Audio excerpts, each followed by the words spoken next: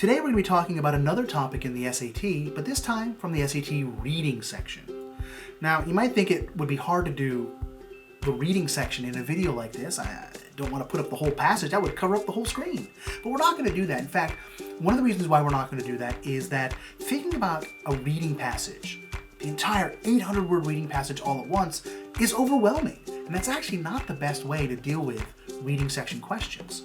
Generally speaking, we believe in a strategy of dealing with each question individually and the piece of the passage that goes with that question as that piece only, not as the passage as a whole.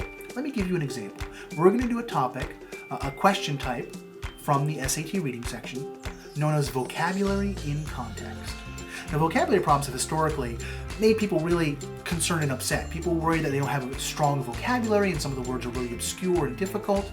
Luckily, the most recent version of the SAT kind of lays that question aside. The vocabulary is generally pretty basic. What they're depending on is a concept known as multiple meaning words. Multiple meaning words are regular everyday words that just happen to have more than one real meaning.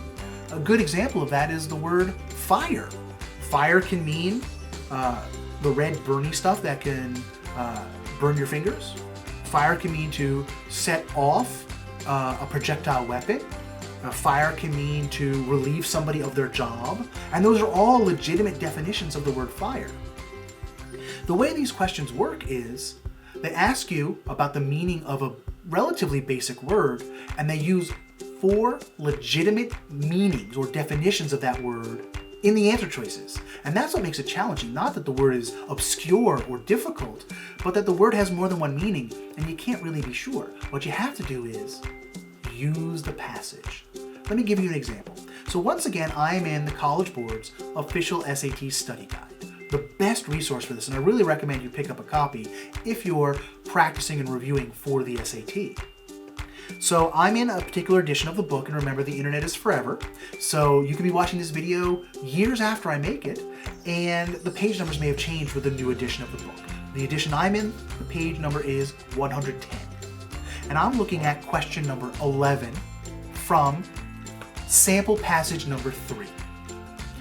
Sample passage number 3, by the way, begins on page 106. We don't need to read the whole passage for this question. You would eventually read the whole passage in doing all of the questions, but not for one single question. Let's look at question number 11 now. As used in line 3, tract most nearly means. Now, rather than read the answer choices or even show them to you, we're not going to look at the answer choices yet. Because remember, while one of them is the correct answer, 3 of them are wrong answers. And what makes that particularly dangerous to a student doing the SAT is those 3 wrong answers are factually true. They're true answers, they're facts, but they're not the correct answer for this question. So we're not going to look at them yet. We're going to ignore them as if they didn't exist. Now I'm going to look at the passage. Now hopefully you can see on page 106 the paragraph that includes line number 3. The passage is from Ed Young's Turtles Use the Earth's Magnetic Field as Global GPS, copyright 2011.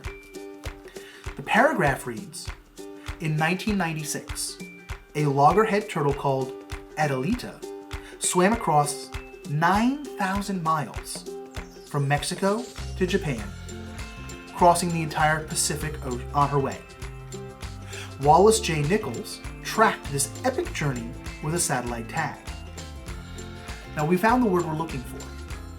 The question is, what does the word tracked mean in that paragraph, in that sentence? Rather than trust the answer choices, trust yourself. It is a basic word.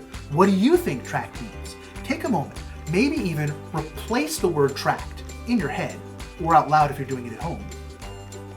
And again, don't start doing this out loud on the real SAT. The proctor might get a little fussy about that. Replace that word with a word of your own choosing. Wallace J. Nichols did what for this epic journey? He tracked it, he looked at it, he followed it. All right, that seems like a basic word. He followed the epic journey with a satellite tag. Great. Let's look at the answer choices now that we've come up with an answer of our own. Remember, I always want you to solve first before looking at the answer choices. I turn back to the question and I look at my answer choices. A, searched for. B, traveled over. C, followed. Or D, hunted. Now, followed, answer choice C, is exactly what we came up with in the paragraph. So that's going to be the correct answer. But what if you couldn't come up with a word on your own? What if you struggled to come up with a word on your own? Then you want to use process of elimination and think about what will work and what won't work.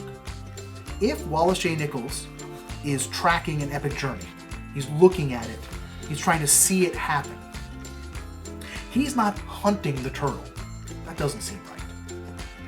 And he's not traveling over the turtle. That sounds kind of weird. It sounds like he's stepping on the turtle. That doesn't sound right. Some of these wrong answer choices sound silly when you put them in context. So a lot of students get tripped up on A, searched for, because he is looking at or watching the turtle. But the thing is, search for means he didn't know where the turtle was.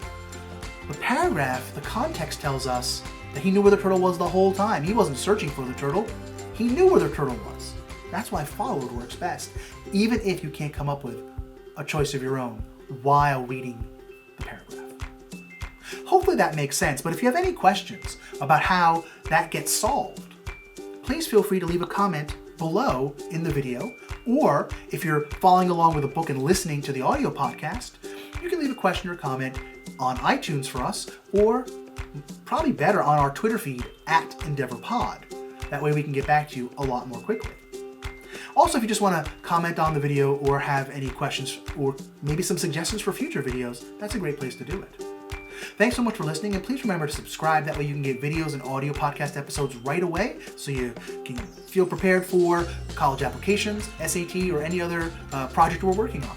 Thanks so much. Have a great day.